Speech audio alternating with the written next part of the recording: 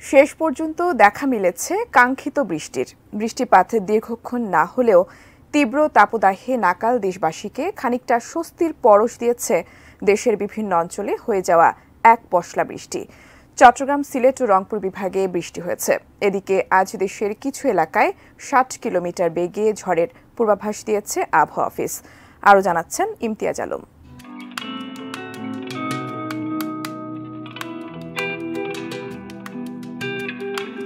গত দু-এক দিন ধরেই আবহাওয়া অধিদপ্তর বলছে বৃহস্পতিবার থেকে দেশের চট্টগ্রাম ও সিলেট অঞ্চলে বৃষ্টি হবে। তাদের পূর্বাভাস বিফলে যায়নি। সকালেই চট্টগ্রাম, রাঙামাটি, বান্দরবান, কক্সবাজার, ফেনী ও নোয়াখালীতে বৃষ্টি হওয়ার খবর পাওয়া গেছে। ভোর থেকেই নোয়াখালীর আকাশ মেঘাচ্ছন্ন ছিল। সকাল ৮টার দিকে কয়েকটি স্থানে থেমে থেমে গুড়ি গুড়ি বৃষ্টি শুরু হয়। এরপর তা মাঝারি আকার ধারণ করে। এতে মানুষের মাঝে স্বস্তি ফিরে আসে। একইভাবে পার্বত্য জেলা রাঙামাটিতে গুড়ি গুড়ি বৃষ্টি হয়েছে, তবে স্থায়িত্ব ছিল মাত্র ৩ মিনিট। সামান্য এই বৃষ্টির দেখা পেয়েও জনমনে কিছুটা স্বস্তি ফিরেছে। সামনে বৃষ্টির পরিমাণ আরও বাড়বে বলে আশা স্থানীয়দের। আবহাওয়া অফিসও জানিয়েছে বৃষ্টিপাতের এই ধারা আগামী কয়েকদিন অব্যাহত থাকবে। এরপর আবার তাপপ্রবাহ বয়ে যেতে পারে। এছাড়া সকালে বান্দরবানে থেমে থেমে বজ্রপাত ও বৃষ্টিপাত হয়েছে। বাদ যায়নি বন্দরনগরী চট্টগ্রামও। সেখানেও ভোর থেকে থেমে থেমে বৃষ্টি হচ্ছে। কোনো কোনো জায়গায় বজ্রপাতের খবরও পাওয়া গেছে।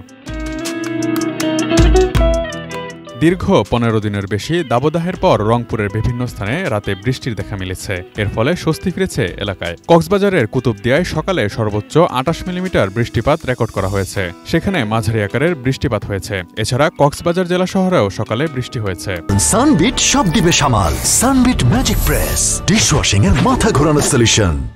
এদিকে পহেলা মে সন্ধ্যা ৬টা থেকে পরবর্তী ২৪ ঘন্টার পূর্বাভাসে বলা হয়, চট্টগ্রাম ও সিলেট বিভাগের কিছু কিছু জায়গায় এবং ঢাকা, ময়মনসিংহ ও বরিশাল বিভাগের দু-এক জায়গায় অস্থায়ীভাবে দমকা অথবা ঝোড়ো হাওয়া সহ বৃষ্টি অথবা বজ্রসহ বৃষ্টি হতে পারে। সেই সাথে কোথাও কোথাও বিক্ষিপ্তভাবে শিলাবৃষ্টিও হতে পারে। এছাড়া দেশের অন্যত্র অস্থায়ীভাবে আংশিক মেঘলা আকাশ সহ আবহাওয়া প্রধানত শুষ্ক থাকতে পারে। আবহাওয়ার পূর্বাভাসে বলা হয়, কক্সবাজার এবং সিলেট অঞ্চলসমূহের উপর দিয়ে পশ্চিম অথবা উত্তর পশ্চিম দিক থেকে ঘণ্টায় ৪৫ থেকে ৬০ কিলোমিটার বেগে বৃষ্টি অথবা বজ্রবৃষ্টি সহ অস্থায়ীভাবে দমকা অথবা ঝোড়ো হাওয়া বয়ে যেতে পারে। এসব এলাকার নদীবন্দর সমূহকে ১ নম্বর সতর্ক সংকেত দেখাতে বলা হয়েছে।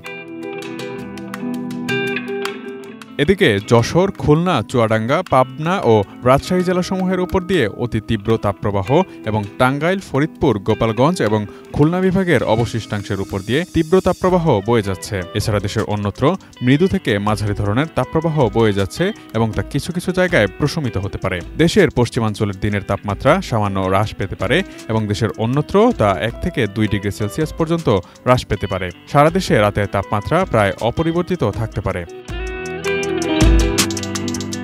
Imtiaz Alam, desk report, ATN news.